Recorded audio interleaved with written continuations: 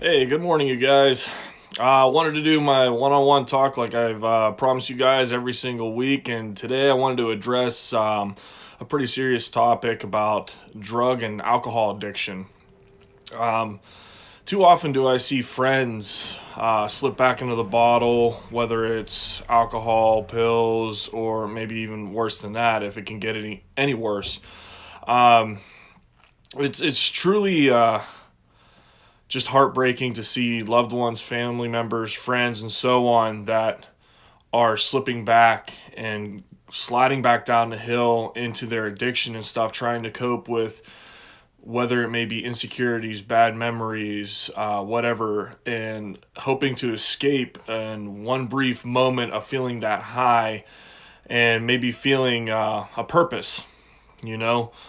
I know with my experience, it's all too easy if you have a addictive personality to slide down that slippery slope, and it's very hard to climb back up. I mean, I want to tell you guys, it is possible, and you can do it. You can climb back out.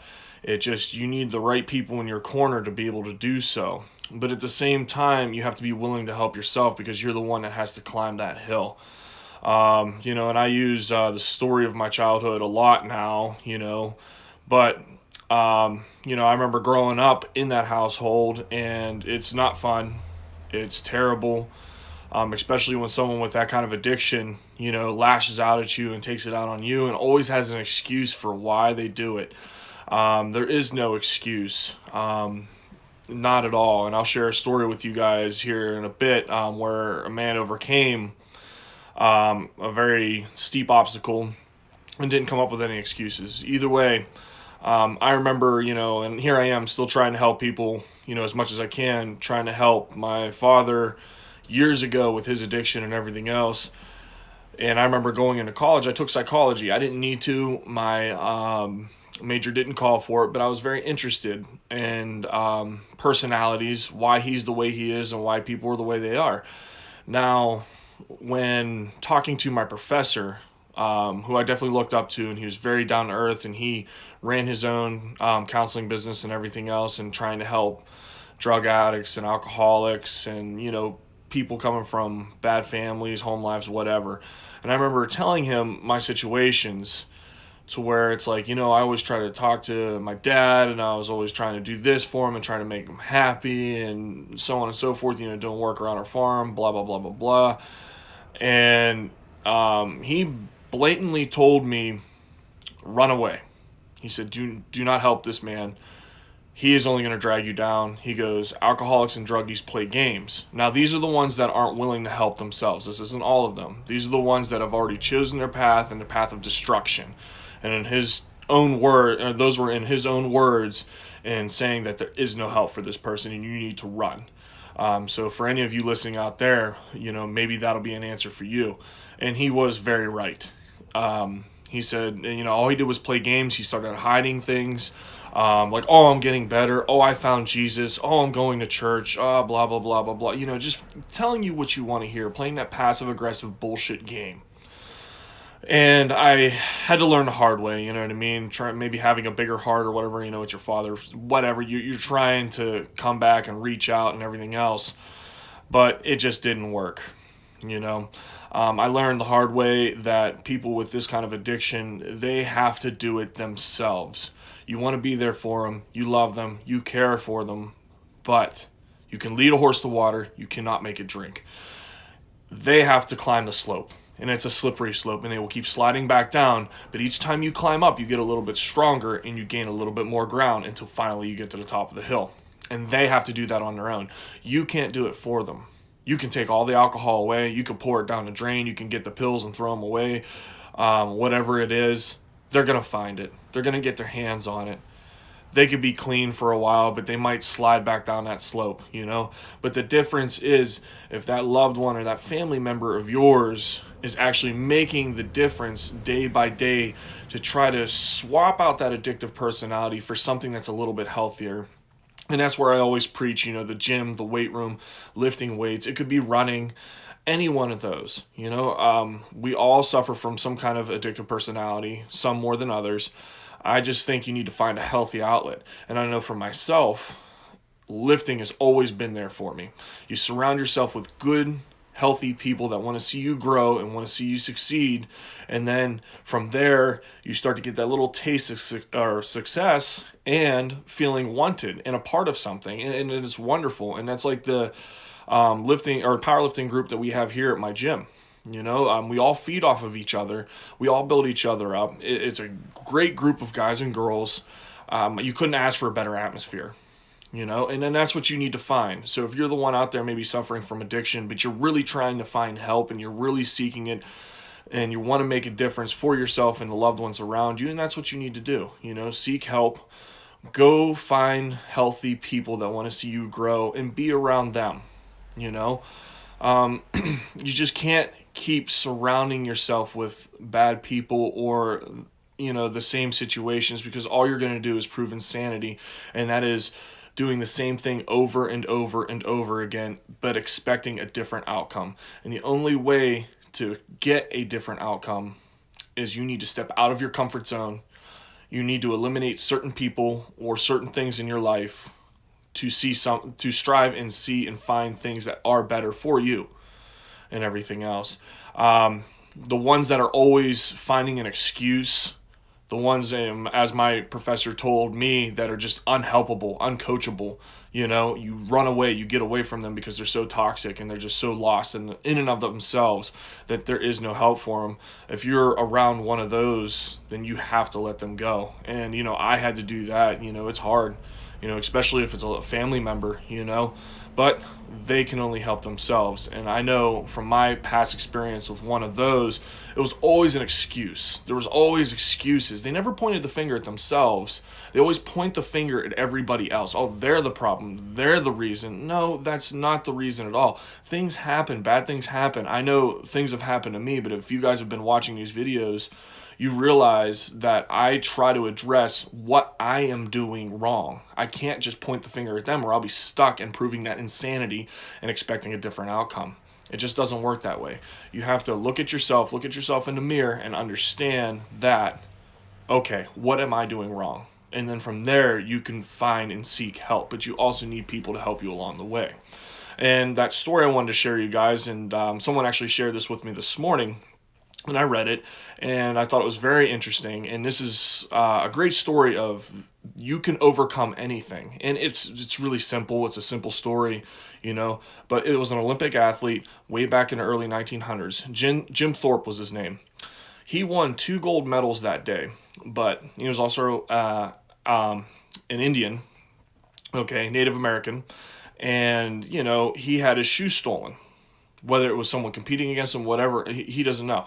He couldn't find his shoes. And instead of being like, oh, woe is me, I can't compete today, I'm not going to do that well, he went into the garbage can and he found 2 different shoes, put them on. One was bigger than the other, and had to double up his socks on the one side so that the shoe fit better. And he won 2 gold medals that day.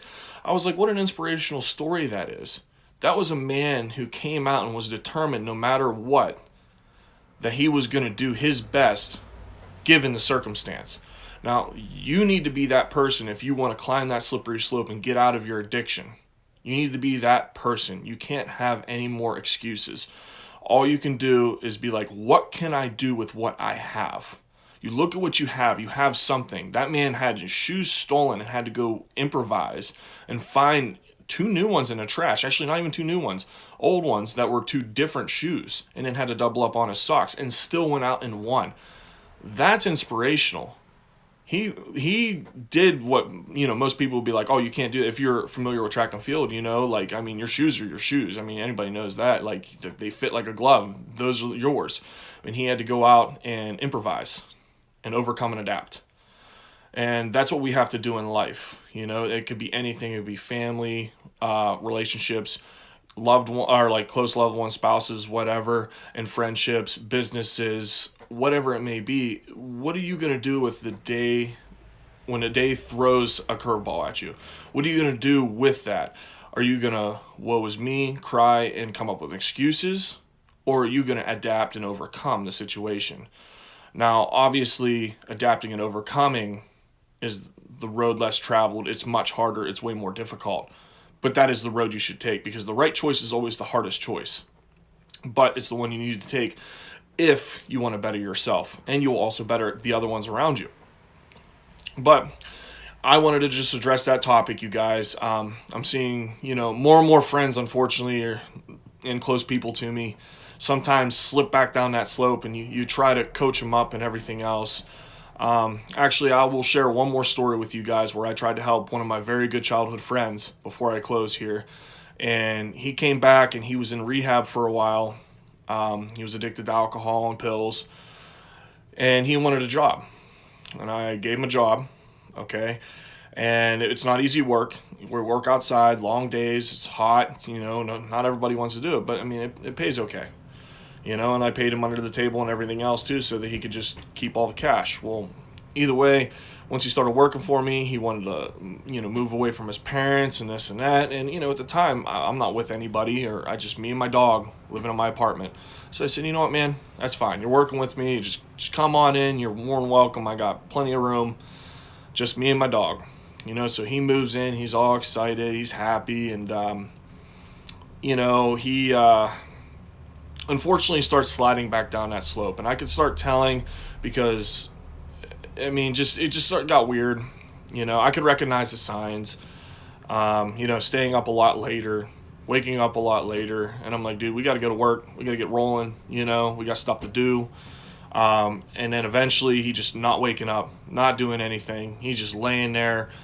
He's wanting to play video games with me late at night, and I'm like, dude, we got work. Like, I'm an old man now. I go to bed at like 9:30. I got long days ahead of me. And he didn't like that. I could see like the life was like flushed out of him, and I could tell that his issue was he was living in the past, which I've told you guys before, living in the past is depression. And it was putting him into this deep depression, and he was coping with alcohol and pills.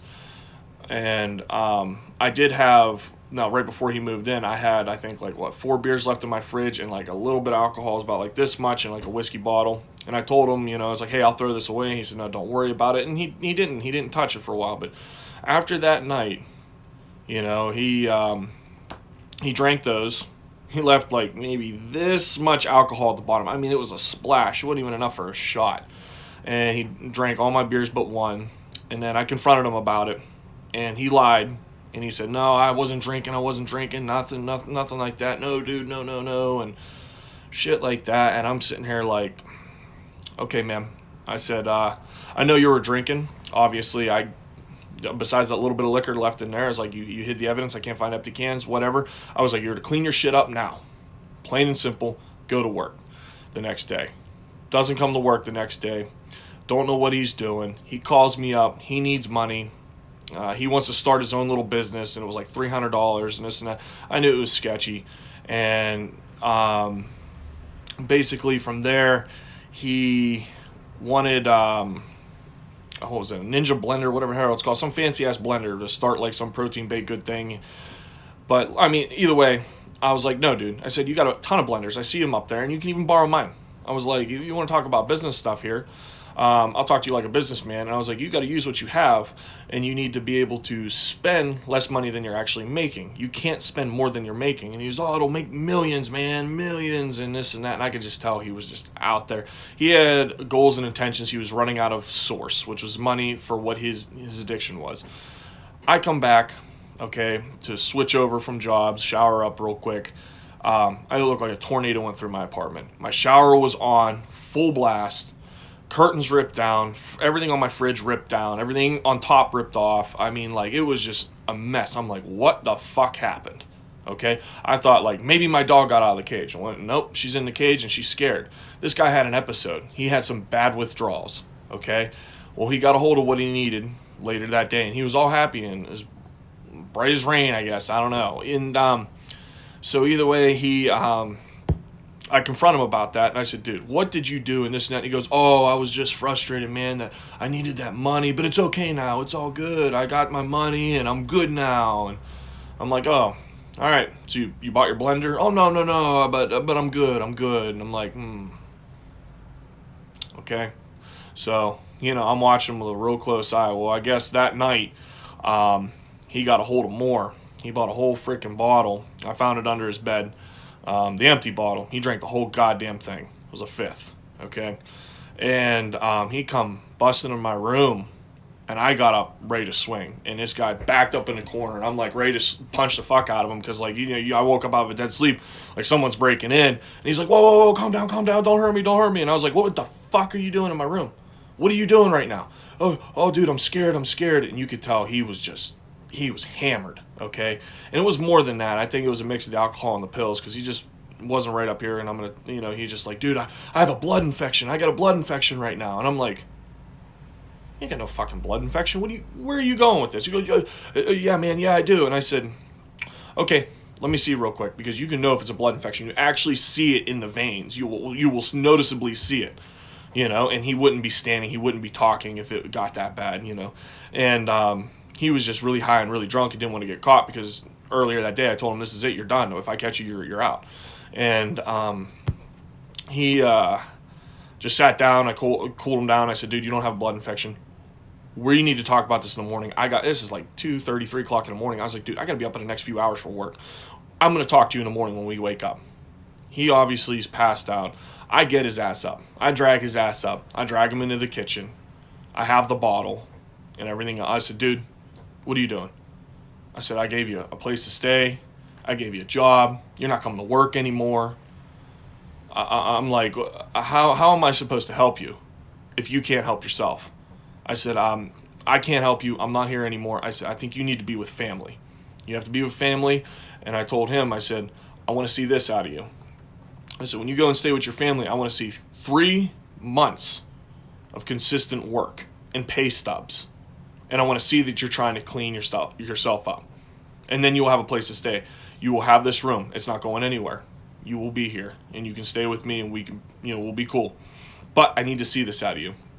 Of course, he's like, well, you know what, man? Yeah, I'm gonna prove you wrong, and I'm gonna go do it. And I'm like, you're not gonna prove me wrong, dude. I'm in your corner. I'm cheering for you. I want this. I want to see you do better. Like, I don't know, what do you mean proving me wrong? But either way, he was definitely salty. He was definitely hurt. But he slipped down even further. I remember his mother calling me. They found him in a hotel. He was almost dead. He drank for 3 days. It was how many cases? It was almost 24-pack a day, bottle of wine, and a handle of, I think it was vodka. Either way, they found him. She luckily tracked him through card transactions and got to that hotel. They let her in there, and he was almost dead. And luckily he made it, but he's been in rehab ever since and everything else. But I wanted to share that story with you guys because I welcomed somebody in, a great friend of mine, childhood friend, with open arms and was hoping for the best. And I tried, but he was not willing to help himself. And it's a sad story, but hopefully that helps somebody out there in a similar situation. Sometimes you just have to realize you have to let go. It's not a selfish thing. I don't think I was being selfish. I think I was being selfless. But I realized, I have shit to do. I have goals too. He needs to fix himself. I can't go out of my way and let everything else around me crumble or fail when I have other people counting on me too, just for this one toxic person who isn't willing to help himself. But that is my one-on-one today, you guys. I wanted to share that story with you. Like I said, this is a real disease. For any of you out there, if you have any questions for me, you guys are more than welcome to reach out. And I'll keep trying to pump out these videos and stuff. Please reach out to me if you guys have any questions. All right, I will talk to you all later.